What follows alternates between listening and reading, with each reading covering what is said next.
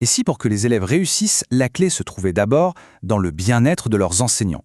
C'est une idée intéressante, non? Eh bien, c'est justement ce qu'une observation en classe a mis en lumière. Une transformation complètement inattendue qui prouve qu'en changeant la dynamique pour les adultes, on peut absolument tout changer pour les enfants. Allez, on regarde ça de plus près. Voilà, c'est avec ces mots que le changement a été décrit. C'est le jour et la nuit. C'est une expression très forte qui interpelle tout de suite. On se demande ce qui a bien pu provoquer une transformation aussi radicale dans une simple classe de maternelle. C'est ce qu'on va découvrir ensemble. Bon, avant de parler de la solution, il faut bien comprendre le problème de départ. Et tout commence avec la pression. L'immense pression qui pèse sur les épaules d'une seule enseignante. Alors, pour se mettre dans l'ambiance, imaginez la scène. On est en décembre et une observatrice décrit l'environnement comme un bazar. C'est son mot.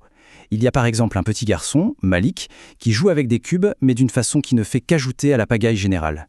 Bref, c'est une scène de chaos où l'adulte semble constamment en train de courir partout.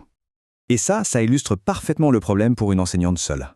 À la moindre petite crise, au moindre besoin d'un élève, elle est obligée de tout lâcher.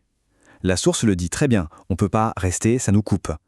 Dans ces conditions, impossible de faire un enseignement vraiment ciblé, de se poser avec un enfant qui en a besoin.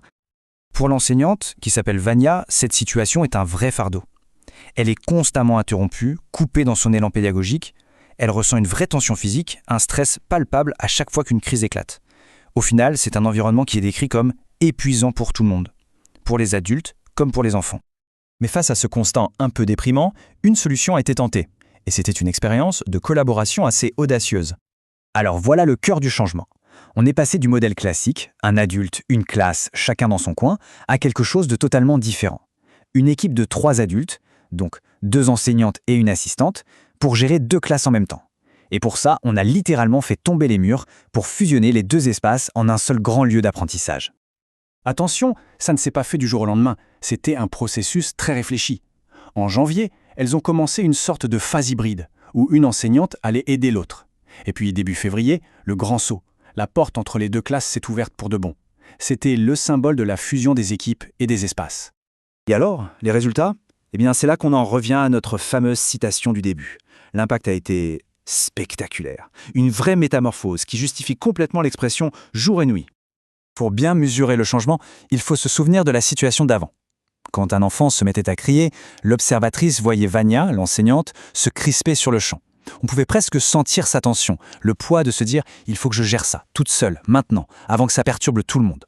Et maintenant, regardez la différence. Un peu plus tard, situation quasi identique, le même enfant en crise et l'observatrice note « Je n'ai pas vu Vania sourciller, pas une once de stress ». Pourquoi? Parce qu'elle savait, elle avait une confiance totale, absolue, que sa collègue Vanessa allait s'en occuper. Elle pouvait donc rester concentrée sur ce qu'elle faisait. C'est énorme comme changement. En fait, ce qui s'est passé porte un nom. C'est l'efficacité collective. C'est un concept super important. C'est cette croyance, partagée par toute une équipe, qu'ensemble, ils peuvent gérer n'importe quelle situation et avoir un impact positif. C'est cette confiance qui a tout changé en faisant disparaître le stress de l'isolement. Et bien sûr, ça a eu un impact énorme sur les enfants. C'est logique. Alors qu'avant, on était dans le bazar, après la fusion, les enfants eux-mêmes ont commencé à s'organiser de façon beaucoup plus calme, plus harmonieuse. Le calme des adultes a tout simplement déteint sur eux. On se souvient de Malik, le petit garçon qui participait au désordre. Eh bien, avec plus d'adultes disponibles, il a été possible de mettre en place une stratégie double pour l'aider, lui. D'un côté, une action directe. On lui a proposé des activités plus adaptées. Et de l'autre, une action indirecte, toute simple, on a agrandi son espace de jeu. Et ça a diminué son stress. Ce tableau, il résume tout. Pour Malik, on est passé d'un jeu désorganisé dans un petit coin à un jeu calme, posé, dans un espace plus grand. Le résultat est sans appel. Il est passé de la distraction permanente à un état d'engagement et de concentration. C'est une victoire incroyable.